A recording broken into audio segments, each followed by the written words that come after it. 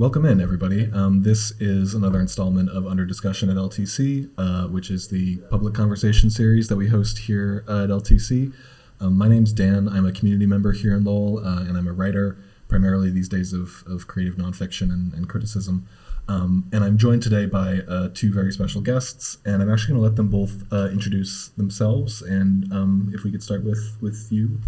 Sure. I'm Richard Howe. I'm the registered deeds for the Northern District of Middlesex County, but I also moonlight as a local historian, with the emphasis maybe on the politics and history of Lowell. And I'm Bob Farrant. I've taught history at UMass Lowell since 1994. And a big chunk of that history that I teach revolves around Lowell and Lawrence and the Merrimack River Valley. Terrific. Thank you both so much. And I should just, maybe for the sake of setting things up here, I should just say that, I've engaged with both of your work a lot over the years. I was telling Richard before we started that I'm a devotee of his Substack newsletter, which I read every week, and everybody else watching this should. If you want a really concise and well-written summary of what had happened in Lowell politics that week. And I've read a lot of Dr. Farrant's writing, in addition to having taken a couple classes with him at UMass Lowell. And we've talked a couple of times before at LTC on various subjects. So it's really exciting for me to be able to work through some of this with you all and to have this conversation today. So now that you've both sort of introduced yourselves, would you mind telling the story of how you came to researching history in general and maybe local history here in Lowell in particular? Okay. I feel like when I got the job at UMass Lowell out of graduate school, when I moved to Lowell, I decided I needed to immerse myself in the history of the city, so that depending on the time period I was teaching in sort of general U.S. history, I could talk to students about how that history relates to the Merrimack River Valley, not just Lowell and Lawrence, but sort of the valley as a whole, and obviously Boston, sort of greater Boston history. I just felt as though it would make everything come more alive if I could say, this happened here, or one of the more famous labor strikes in American history was the Bread and Roses strike that happened in Lawrence, and know a lot about that particular strike, or the mills in Lowell, and what have you. And so I've always felt as though it's better to be able to ground the stuff I'm teaching in something relatable to the students in the room. And so that's why I really sort of thought that I would do as much as I could, particularly in the summer. Take walks and hikes and have my eyes open and talk to people like Dick, who know a lot and still know way more Lowell history than me, and get stories from people, him, Martha Mayo, people like that have been immersed in Lowell history a lot longer than me. I think I found history at a very young age, and I think it was through probably partly through television, but that was sort of a gateway to reading. And I guess I was especially interested in military history, but that's not a field with a broad that's interesting to a lot of people. But I still had this sort of passion for learning history. If I choose a book, I tend to pick up a biography or a history book as opposed to a novel. And when I settled in Lowell, I realized what a rich place this is in terms of American history. I've kind of come to maintain that you can take any event in either world history or particularly American history and find some connection back to Lowell. So I think I once said, by the time you're 50, everybody's a historian because you've seen and experienced a lot. And so I think that's how I've got to where I am today. That's really interesting. The by the time you're 50, everyone's an historian. I mean, I would like to ask both of you, do you consider yourselves historians, and what does that mean to you, and what is the practice of being a historian? I better consider myself a historian since I've been teaching, pretending to. If not, I've been pretending to be one for a really long time. But I feel like a good historian is a storyteller with evidence, and so I definitely see that's who I am, and I think that. Yeah, I mean, today, just as an example, first day of a new semester, and teaching labor history class is one of the classes I'm teaching. And so I talked to them about my experience before I was in graduate school being a machinist and working as a machinist for 15 years, right, and as a union business agent, and how then when I went back to graduate school to get my PhD, all of that helped inform what I thought about and how I approached the work that I did and the subjects I was interested in. And they were somewhat in disbelief, like, you did what? It didn't compute, right? And I said to them, well, see, I feel like I'm better at my job from having done that, because I by having had those experiences, I see more, and I can, as I'm reading history, things resonate, things don't. I can look at things and say, yeah, that doesn't seem right to me. Or that seems more right than that, or something like that. And so I think I definitely would think of myself as a historian, and also in many ways as what I would think of, and I know we're going to talk about this more, on this program, but also as a public historian, not simply I think college history professors often are too. I don't want to insult the profession, but I will, because I'm more at the end of my career than the beginning, so it doesn't matter anymore. I think a lot of academic historians are too narrow, and they write for too small an audience, and they don't really think about sort of who they ought to be thinking about telling stories to and with. And the with part's important too, because I think that we, as a so-called professional historian, we can get too lost in the archive, and not be relatable, and not really sort of think about story, like, again, stories. I mean, history is story to me, right? I mean, that's the root. To me, that's like the root of the word, HISTORY.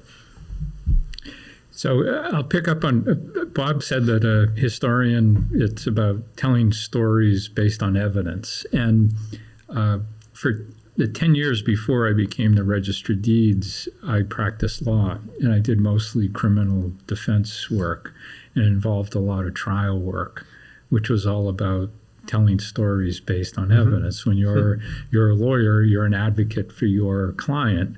And so as I used to tell my clients, you have to tell the truth, but tell it in a way that best advances your cause. And so I think the transition to doing history or practicing history was sort of an extension of that experience.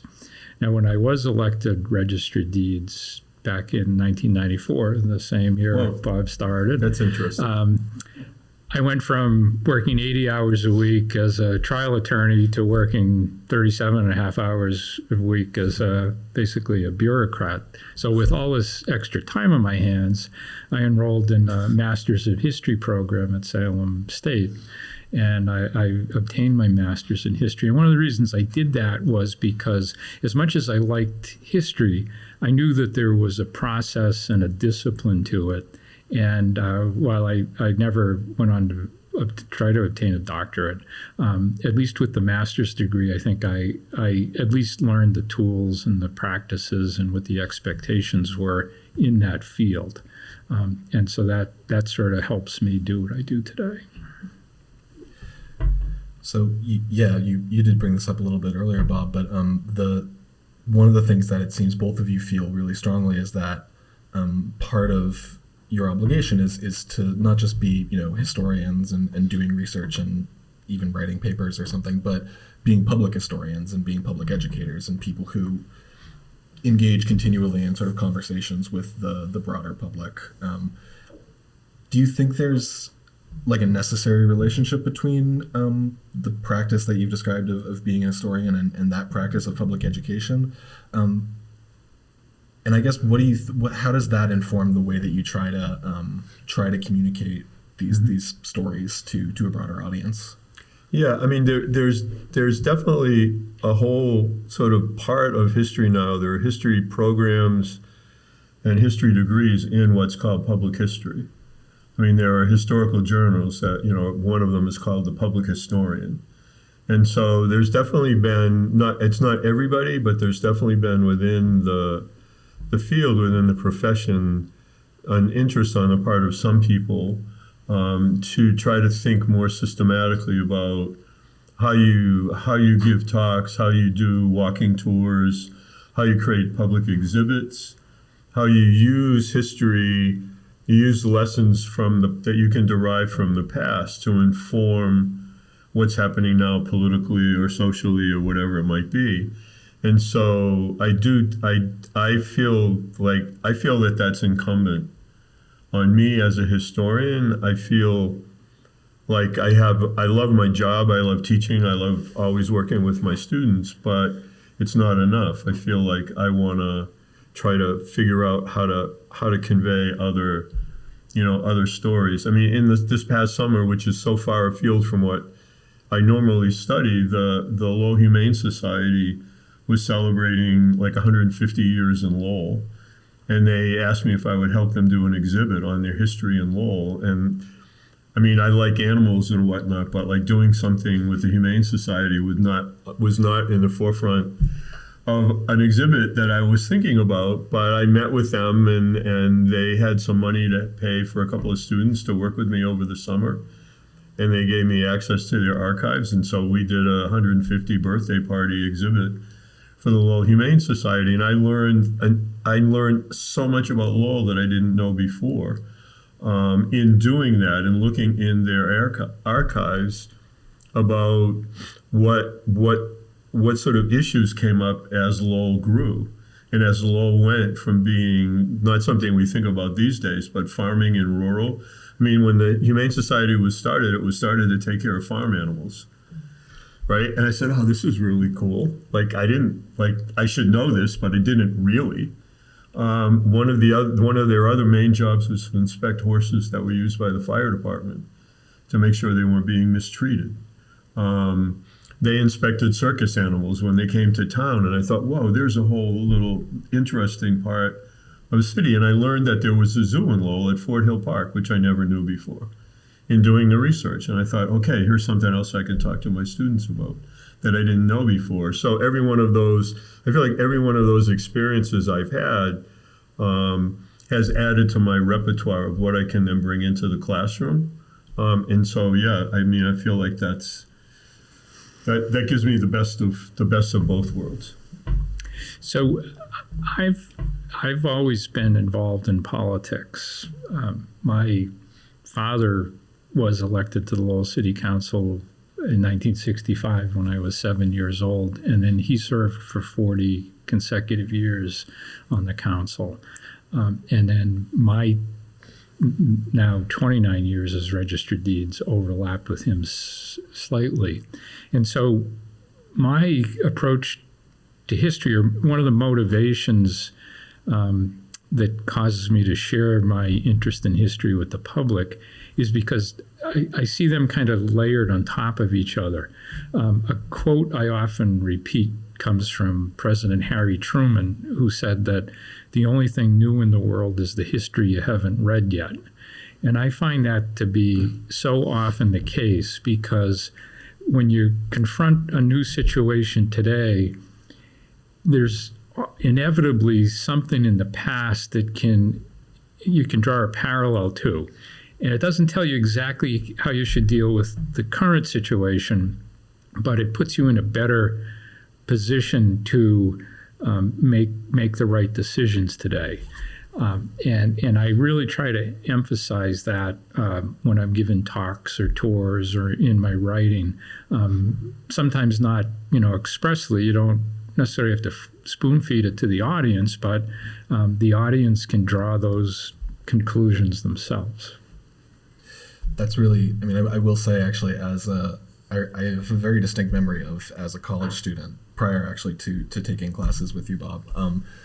When I was trying to figure out more about what was going on in Lowell politics, I was trying, I was reading Lowell Sun articles, and they felt, something about it felt really fragmentary, and it felt very difficult for me as somebody who hadn't been plugged into that to get my feet under me, to really understand not just what was going on meeting to meeting, but like what are the dynamics here, and what are some of what's meaningful about this. And I do have I have a very clear memory of stumbling across your blog just on my laptop in the student center at UMass Lowell, and feeling like you were doing summaries of city council meetings at that point, and feeling like that was really what you were bringing to it for somebody who was trying to sort of figure out what was going on, was that context and that information. And I think that relates to my next question a little bit, which is one of the things I'm really interested in having you both hear about is that you're both historians, and you're both very sort of deeply immersed in the history of this city, but you've primarily operated in really different institutional contexts. Bob, you're a professor at UMass Lowell. You've published in academic journals, and you do sort of public education, but you've been in that space as well. And Dick, you are an elected official, but a lot of your public communication work has been on these independent platforms like your blog or now your newsletter. Do you think that there's a way in which the institutions that people work within impact what kind of research they do or how they communicate, history to the public? And have you run into any of that in your work, those institutional priorities kind of affecting or trying to affect the way that you do the work, and trying to work outside of them for that reason? I mean, at a university, not just Lowell, but anyone, any like institution of higher education, there's a pressure on faculty to publish.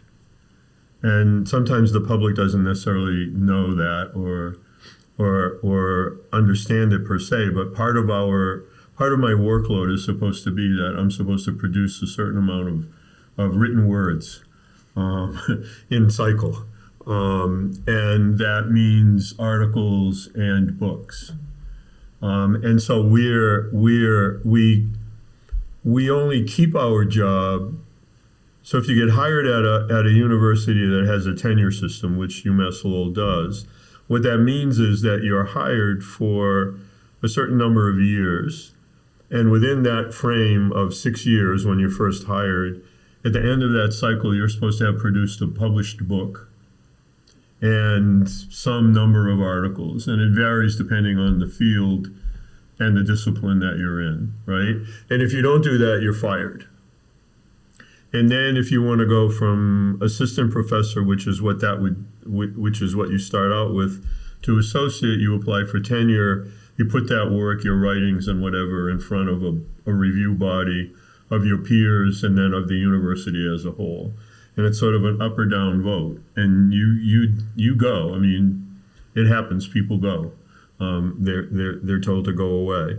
Then if you want to go from associate professor to full, you have to do that. You have to like rinse and repeat, and you have to produce more articles and more books. And if you want to get pay raises once you become a full professor, which I am, then you have to do the same. And that has to be so the books have to be in a particular kind of press. So now you can do a lot with online publishing and self-publishing, and right, there are all kind of ways to do things, which I'll take advantage of and use and do.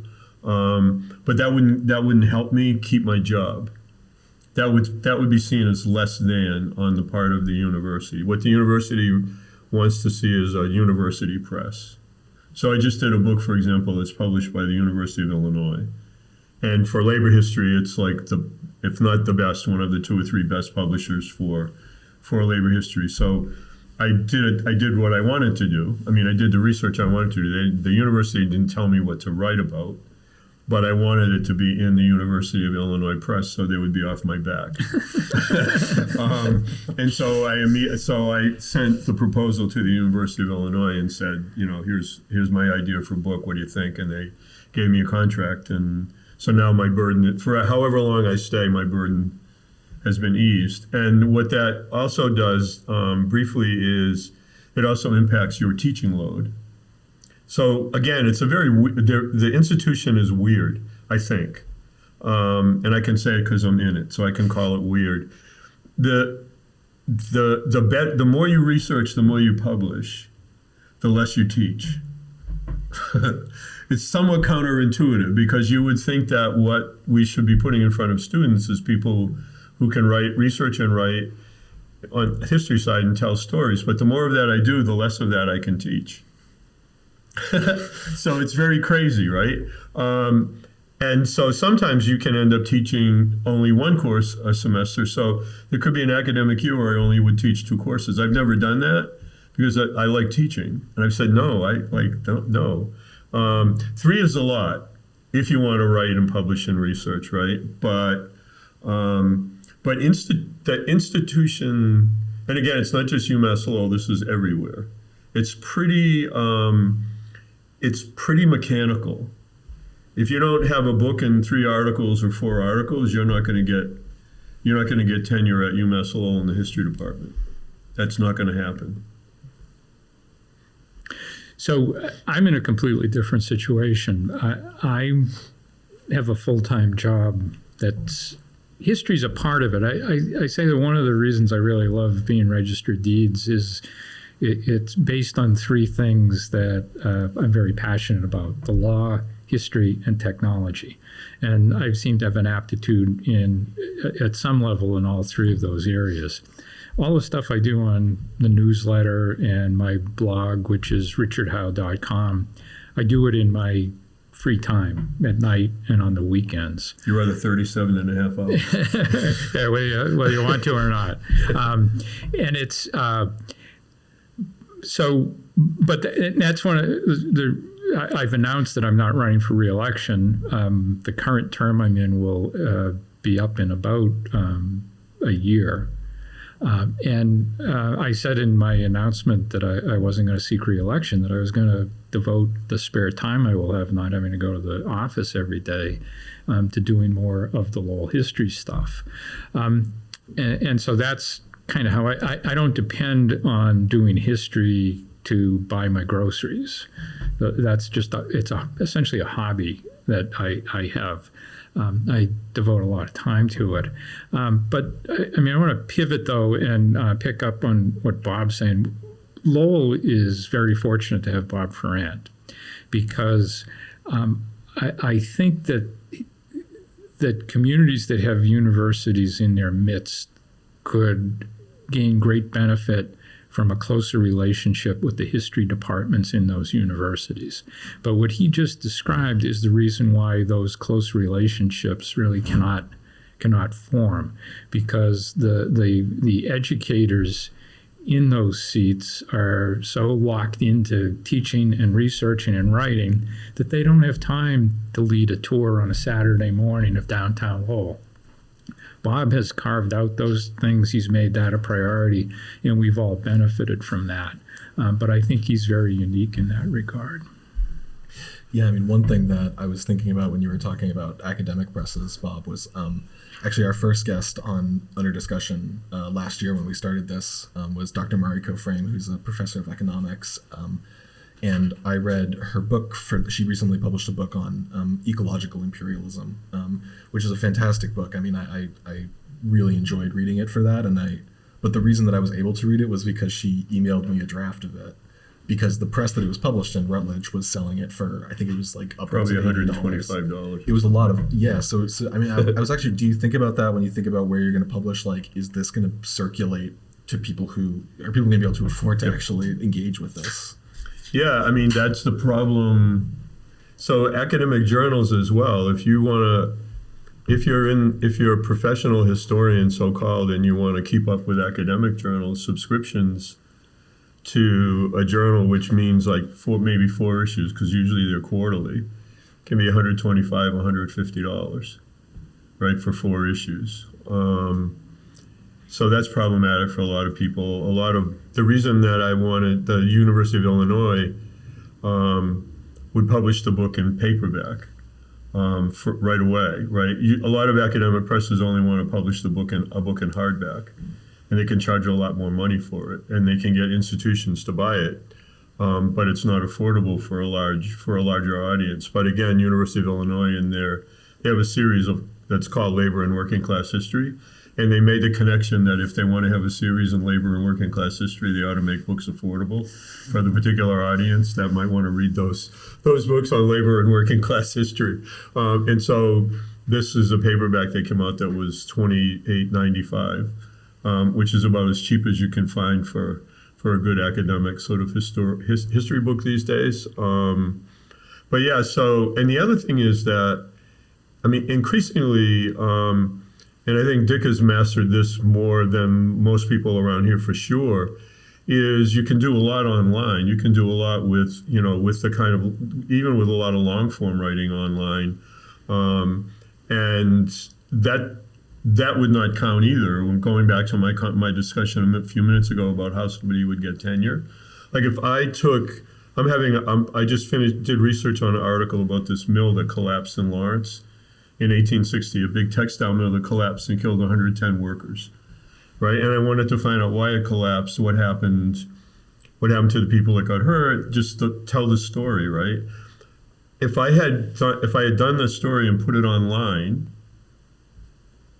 it wouldn't be, from the university's perspective, it wouldn't have been worth anything, right? I mean, I did find an academic journal, a good one, New England Quarterly, which has been around for like over 100 years. So that's kind of a big deal. And so it's going to be in there in March. So that's like, woohoo. But I would just as soon have put it online. And I can still put it online. Once it's out, there'll be like I can find a link to it and put it on social media and whatever. But again, it's like it's a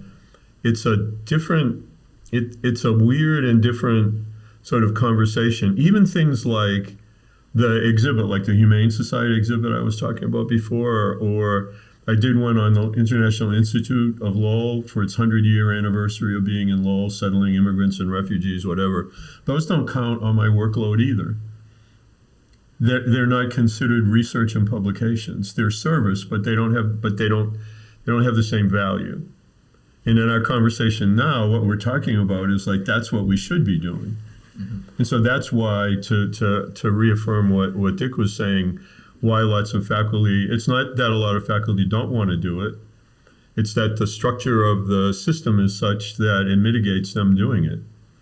It's like, why are you going to do that? It's not, I mean, I've been told by people like, why are you doing that? That's not worth anything. And I'll say, well, like, maybe to you. We have different ideas about what has worth and what has value. That's a problem. Actually, I didn't write this question down, but as we're talking, it strikes me as really obvious and one that I'm really interested in, which is just, Dick, would you mind just walking us through the story of how you started blogging and how that came up as something you put so much time into? I think it was 2003, Howard Dean, who was the governor of one of the smallest states of America, burst on the political scene in November and December of that year. He was running for president in the Democratic Party. The ultimate nominee that year was John Kerry from Massachusetts. But Dean just came out of nowhere, and it really caught my attention, and I studied what he did. And he basically embraced online communication. And it was, he was using tools like Meetup. In computer years to me are like dog years. A dog year is supposedly 7 human years. Well, 2004 was like the dark ages of IT, right? It doesn't seem like that long ago, but it was. But that really got my attention. And I always remember when I majored in political science in college, and I really emphasized international relations. And what I learned was that when there was a coup d'etat, the rebels didn't seize the presidential palace first, they seized the TV station first, because the ability to communicate widely was so powerful. And then from the Dean campaign, it became apparent that anybody with a computer a computer and an internet connection could reach the whole world. So I kind of dabbled with it a little bit, and then in 2007, our congressman from the 5th Congressional District, Marty Meehan, decided he was going to become the chancellor of UMass Lowell. That created a special election for the United States Congress here in the 5th District. It was the only congressional election at that time in the entire country. And so that's when I lit up richardhowe.com, particularly to cover that race. And that just rolled into the city council election was the following month. And one thing led to another. And, I'm celebrating, 14 or 15 years of the blog going strong. The rest is history, as they say. And there's an enormous amount of content on it. It's not a week goes by that I don't get an email or a call from somebody from somewhere in the world who's researching something connected to Lowell, and they've hit something on my website. It might not be something I can help them with, but I can put them in touch with somebody else, which probably too often is Bob. Ben Butler. Yes. We talked about this a little bit before, but about 2 years ago, actually, I did email you because I was working on a nonfiction piece about at that time the mayoral election in Lowell and the history of the city manager position. And I got your email from Bob. Sorry, I didn't mean to not to hurt you. That's fine. And I emailed you on a Saturday morning, and you called me within, I think, 45 minutes, and we talked for like a half hour about everything I really needed to know about that. So, congratulations on the 14 years. That's fantastic. You. Thanks. So the next question I'd want to toss to Bob first, and then to Dick for follow up. And I think we've had this conversation a little bit before, but to turn to some more sort of local history. When we talked last summer for LTC's Folk Festival programming, you had sent me an article that you wrote about sort of an overview of the history of Lowell that periodized it into 3 different sections. And we don't have to go over all those right now, just whatever's helpful. But I don't remember, so that's good. That's just for anybody who's watching, just to give everyone sort of some scaffolding to work from. Could we run through a really quick whistle-stop, nice elevator pitch tour of Lowell history? Okay. And you can go to LTC's YouTube channel and look for History in Lowell. We've now done about 50 programs, half hour each on the history of Lowell. So with Maritza Brooms and I. So that's an oversight. That started out as one show we were going to do for Women's History Month, and it's become a passion. So, but yeah, if I give an elevator speech history of Lowell, I basically sort of say in the early 19th century, so 1800 to 1820, there's no Lowell. Between 1820 and 1840, lots of money pours into the area. People secretly buy up lots of farmland and other good spots along the river and take advantage of a transportation canal that's already been built by other investors who go broke. And they piggyback on other investors and sort of begin to use that canal to build other canals through the city. Lowell to me is like this example of perfect timing. Whenever there's some kind of a crisis of some sort, something else in the world solves it. So Lowell is at a moment in the 1820s, mid-1820s, when it needs an immense amount of labor power to build more and more canals and build more and more mill buildings.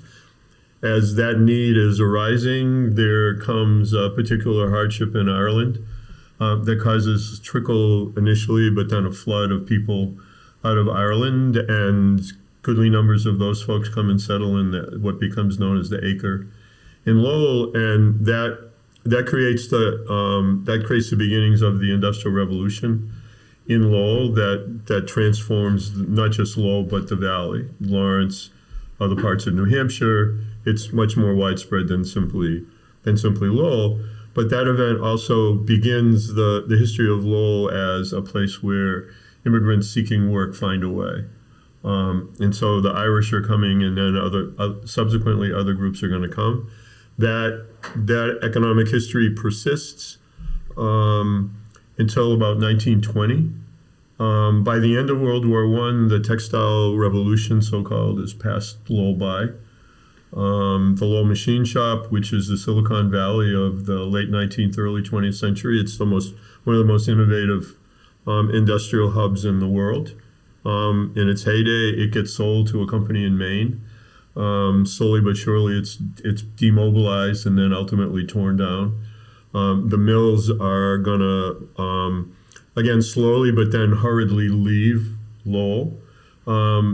Lots of Lowellians in the 1920s talk about Lowell experiencing the Great Depression before the Great Depression. The 1920s, the bottom falls out of the Lowell economy. And there's a revival in the 1940s. With World War II, Lowell becomes a huge hub for defense production. Women in Lowell are some of the, you could say Lowell's female workforce is one of the instruments that helps win the war. Lowell makes more parachutes than anybody else, more bullets, all kinds of things get made in Lowell. It's really quite remarkable. The mills empty out again, then the grand experiment ultimately sort of comes to the fore with Paul Songus and Pat Mogan and other people to think of Lowell as a historical site, as a history lab, if you will, and it stops the slow but steady drumbeat to urban renew the city to death. There are several neighborhoods in the city that are just completely decimated. Little Canada, where a lot of UMass Lowell is now, was a thriving French-Canadian neighborhood. Pre-World War II, it was somewhat run down, I think, post-World War II, but still a very viable, lively neighborhood, but it got leveled. Several other neighborhoods as well. But eventually, I think the dual system of the park and that experimentation in An Wang and Wang Computer, those two things together, to me anyway, the way I think about the history, really revived the city's economic fortunes. An Wang and Wang Computer put the city and the area on the map as being part of the high-tech boom, the high-tech revolution. People refer to that whole sort of situation during that period of time as the Massachusetts miracle, and Wang's the Lowell version of that miracle in terms of the ability he has to build his workstations and grow that company tremendously in a really short amount of time. That's the instrument that draws lots and lots of Southeast Asian refugees to the city for work. And so that's transformative, not only economically, but socially, culturally. And then I think the last 30 years have been the city reinventing itself as increasing numbers of people from around the world see Lowell as, through all its warts and scabs and weirdnesses, Lowell is still a place where immigrants and refugees, if they wanna put roots down, they can figure it out, and there's help for them to figure it out. And I think the city thrives now the way it thrives because it's that kind of a place. So that's 10 minutes. That's pretty good. Yeah. Any addenda or other signposts or lenses that you think would be good to think about? No, I think Bob covered that pretty thoroughly. I guess I would I'd add a prequel, actually two prequels. The first is, and Bob has talked about it at length in other settings, and that's the prehistory of the founding of Lowell in 1826. Both the indigenous people who were here for many, many years, and a colleague of Bob's, Christoph Strobel, is sort of, that's his field of study at the UMass Lowell History Department. He does a great job talking about it. But then there's the period from the first English inhabitants coming here, roughly 1655, up until the mill guys show up in 1822, 1823. That's a 140-year stretch that I think often we treat of as it went by in a blink of an eye, but a lot happened. Lowell was this was not Lowell at the time, but it was really a transportation hub because the Merrimack River was the superhighway of 17th century America to extract the raw materials from the interior of New Hampshire and get them to the seacoast. They passed down the Merrimack River and then the Pawtucket Canal and then the Middlesex Canal. And so I'm actually spending a lot of time in studying that. But otherwise, I think Bob hit it squarely. The Great Depression came early and stayed late in Lowell. The year after I graduated from high school, I graduated from high school in 1976. 1977, Lowell had the highest unemployment rate in the entire country. But then a combination of the national park and the high-tech boom sort of that spurred Lowell's renaissance. And so you had the peak period, the long decline, and then the revival. And I would argue we're probably still in that. Yeah, and I thank you for bringing it up, Bob. I was remiss not to mention History in Lowell earlier, the long-running show that you've done on LTC. That's all right. We're like old slippers. Where a lot of this is covered. But bringing us up to the present day, but also continuing to think about like the relationship between how we understand history and how we interpret the world around us now. So at time of recording, I think it was 3 newsletters ago, Dick, you had wrote about for New Year's what your choices for the most important political events of 2023 were. And some of that was stuff like, the school committee lost 2 members of color after the last municipal election, including the first black woman ever elected to public office in Lowell history, Stacey Thompson. The continued sort of discussions around the disbursement of ARPA funds by the city council, which is really, a windfall in terms of mass for federal funding. And the persistence of housing insecurity and the rising number of unhoused people, or people becoming unhoused here in Lowell. And I was thinking when I was reading this that, all those events give us an opportunity to sort of think through what their historical context is. And I was sort of interested in how both of you see the relationship between, current events and the history that either, those events are making legible or vice versa, that the history is making the current events legible. And how do you think that, approaching these or other issues that are confronting Lowell right now with a historically informed lens should lead us? Let me start by talking about Lowell in the Civil War. And I'll bring that, I promise you I'll quickly parallel it to today. I'm here for the ride. Lowell's whole reason for existence was to turn cotton picked by enslaved Africans into cloth, and that into money. Yet Lowell became a leader in the anti-slavery movement. And it's a fascinating story, and it's not one that just happened from 1861 to 1865. It really started almost with the city's founding.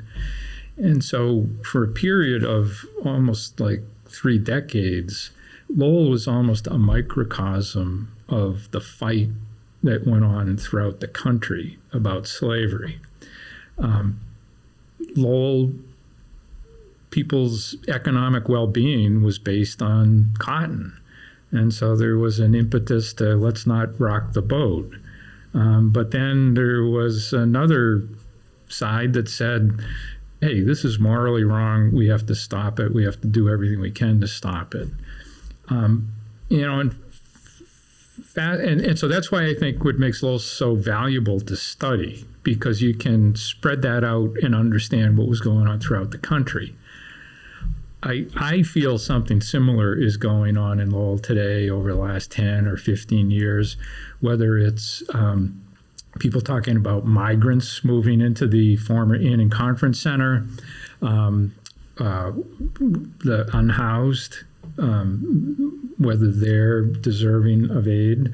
I heard people who in one breath were condemning the unhoused, but then as they hear migrants are coming and they become champions of the unhoused. Why should we be giving the migrants housing? Let's concentrate on our own. But on the other hand, I think a critical mass of the people who live in the city understand that they came from challenging circumstances, not themselves necessarily, but their ancestors, and they feel that, helping everybody helps the entire community. But that's not universally held, and that's something I think that's playing out here in Lowell, and it's certainly playing out in the United States, and it will play out in the coming presidential election. And so that's why I think looking at Lowell tells us a lot about what's going on in the entire country. Yeah, I mean, I would agree, and sort of to build off of the Civil War and what Dick was just saying, there's a pivotal moment in Lowell in the early 1850s when a bill gets passed in Congress called the Fugitive Slave Law. And the Fugitive Slave Law basically makes it a federal offense if you know that there is an enslaved person who's escaped and has run from the South and is living in Lowell, you're under federal obligation to turn them in so that they can be returned to their owner. And if you don't do that, you can go to jail or be fined a hefty sum of money. Lowell becomes one of the few places in the country that never has anybody turned in.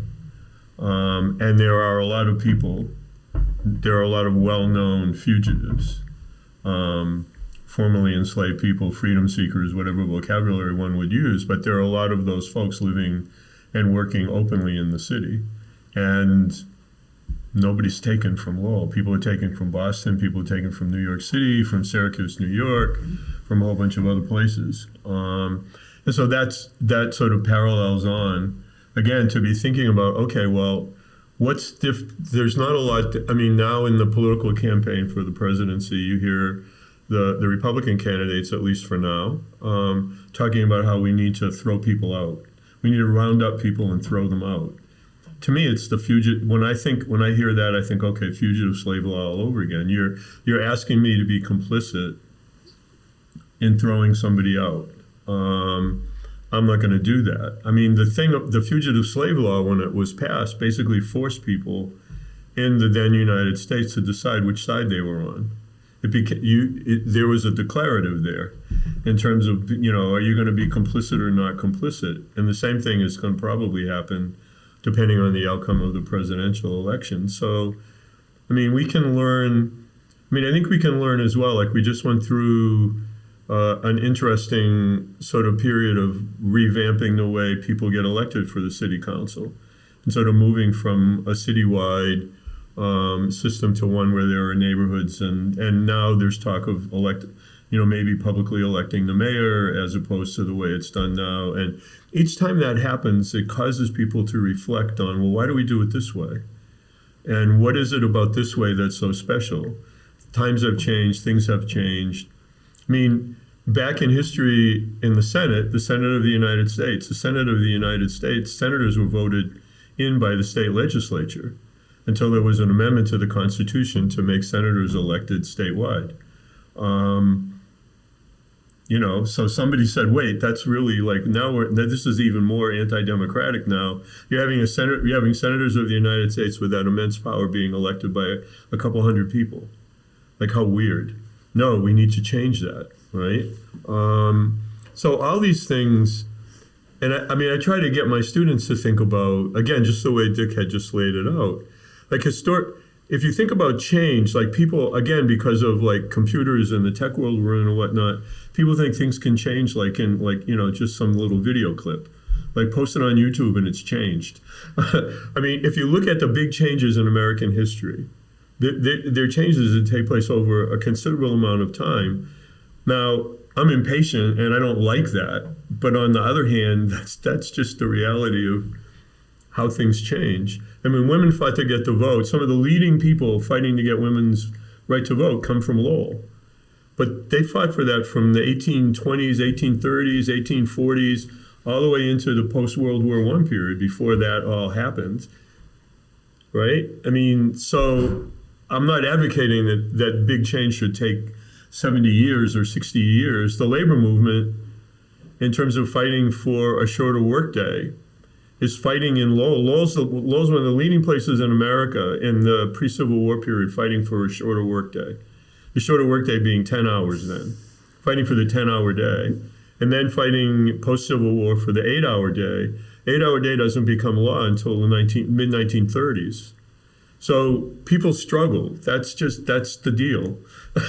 That comes with the territory, right? If you want to make positive social change, you have to hang in there. And again, as a historian, I'm trying to get my students to think about that things these big changes that we want, they're not going to happen they don't happen overnight. They happen because people persist. And Lowell is a perfect example of persistence. That Lowell is here is the pinnacle of persistence.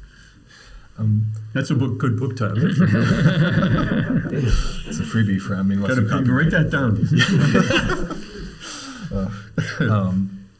So I guess thinking as we have been about how institutional priorities or economic priorities affect the way that history gets told publicly, do either of you have stories or themes or elements of old history that you don't talk about as much, or you don't get a chance to talk about as much that you wish you did?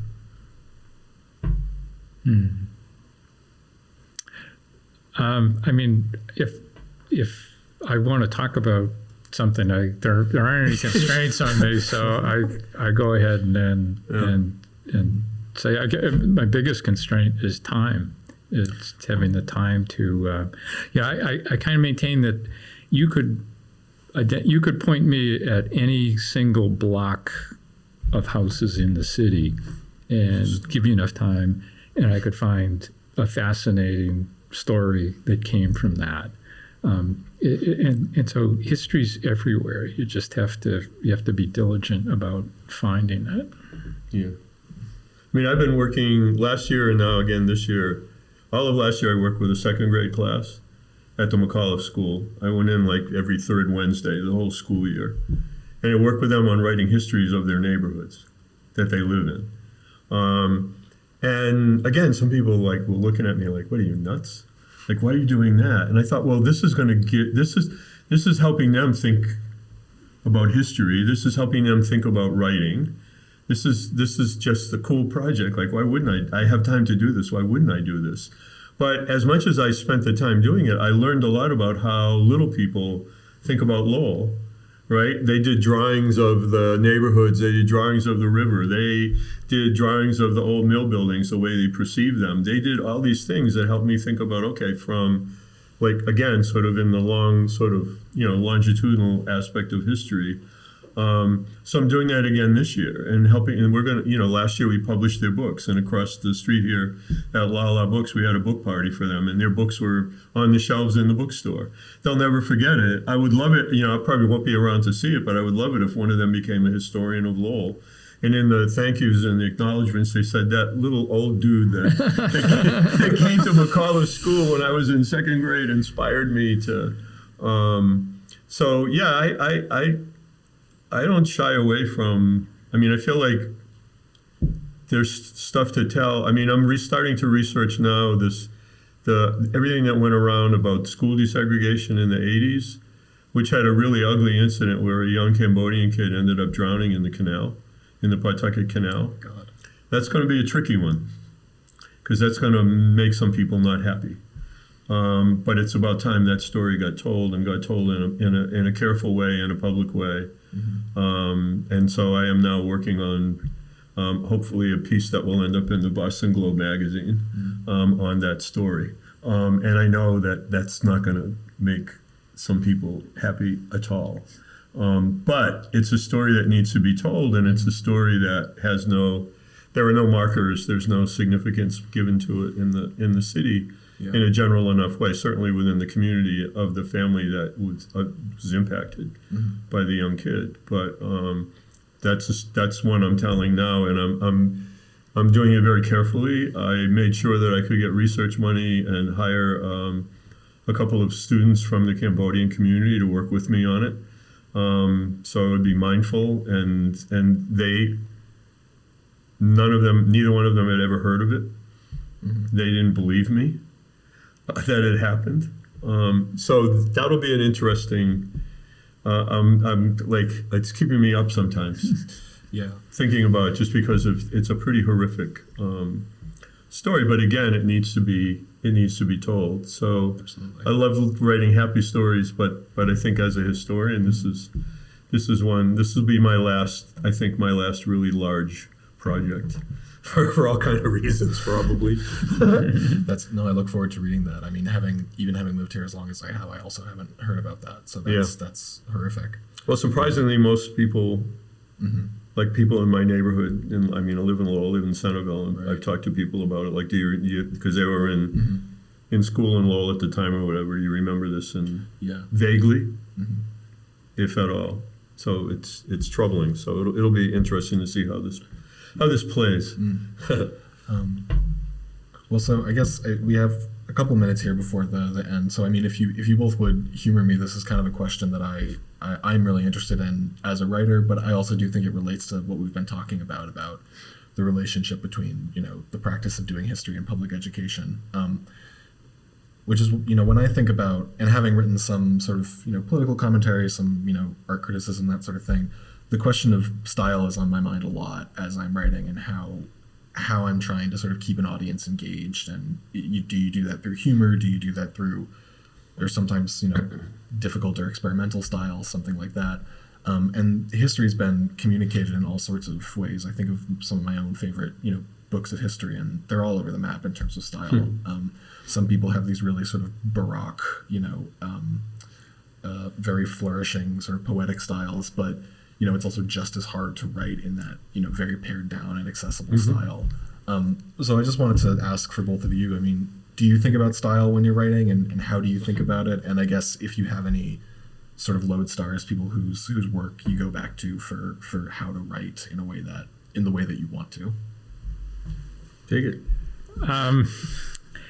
I think my writing style is informed by my experience as a trial attorney.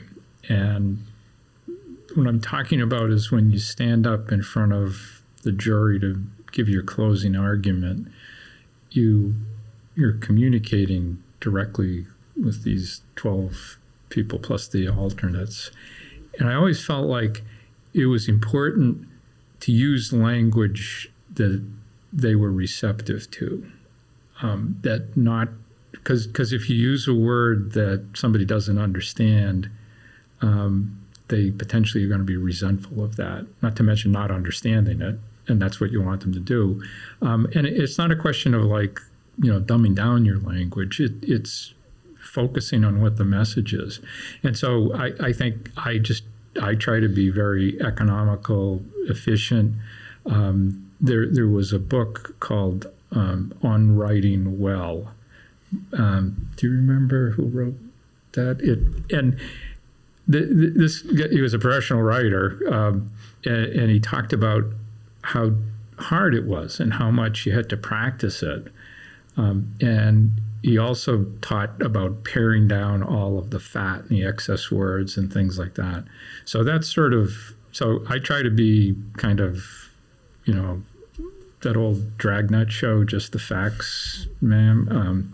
That's what I try to do. It's interesting that you refer again to law, right? Because for lots of undergraduate students, undergraduate history majors, law school is oftentimes their chief thing that they want to do. And that connection between facts and writing and ordering things and presenting and telling a story. And so, there are a lot of students that I've had over the years who are, if I get stopped on the Mass Pike for speeding and they take me directly to jail, I have a lot of Rolodex with a lot of former students who can come get me out of jail. There's a couple people three people that I really go to read stylistically. One is Eric Foner, who used to teach at Columbia and is an expert on Reconstruction and sort of race and reunion, race and the Constitution, the Civil War itself, and has written extensively. Another one is a historian at Princeton, I think he's still at Princeton, David Blight, who's written a book called Race and Reunion, which is a fantastic sort of history of the sort of the aftermath of the Civil War and sort of how the North and South come together post-Civil War and sell out Black freedom. And so let's get over the Civil War. Let's bury the hatchet, so to speak. And it's a really, Race and Reunion, it's a really brilliant book. And then he's written a biography of Frederick Douglass. And so just an incredible historian. And for labor history, a guy by the name of David Montgomery, who taught at Yale and was my dissertation advisor's advisor. And I like to think I write like the two of them, although I don't. But David Montgomery wrote probably the best book on American labor history called The Fall of the House of Labor, which is just this extraordinary book on the 19th century and early 20th century. And so I look at them and they write in that way that you just described, spare, tell the story, tell it in a way that people can understand it. Don't try to impress me with words I got to go look up. And so those are three people, David Blight, Eric Foner, and David Montgomery. Three men I know, but that's my reality, and that's the world that I grew up in. Those are three people. If I was going to add a fourth, I would add the British historian E.P. Thompson, who's probably the best British labor historian. Well, thank you both so much for your time this evening. Is there any final thoughts that you want to give, or would you want to let people know where they can find your work? We've already talked a little bit about some of it, but just to leave people with that. Sure. I'm Richard Howe. My website is richardhowe.com, and I publish a Sunday morning newsletter about what's going on in Lowell politics in the city. It's on Substack. There's a link to it from the richardhowe.com site. And you can find a lot of articles that I've written that now have electronic links online if you just search my last name. The one on Lowell that was mentioned earlier, if you do a search for my name and then Historical Journal of Massachusetts, that's where that article is published. It looks at 50 years of Lowell history, sort of from 1970 until now, roughly. And so that's an easy one to find. We did one you gathered the troops. We did the one on the Irish in Lowell last year. Oh, yeah. Yeah, we it was called Lowell Irish was the name of it. Clever title. Yes, and it was the 200th anniversary of the first Irish coming to Lowell, and it was more of an anthology of. I wrote one about the Irish in politics. You wrote about the canal diggers.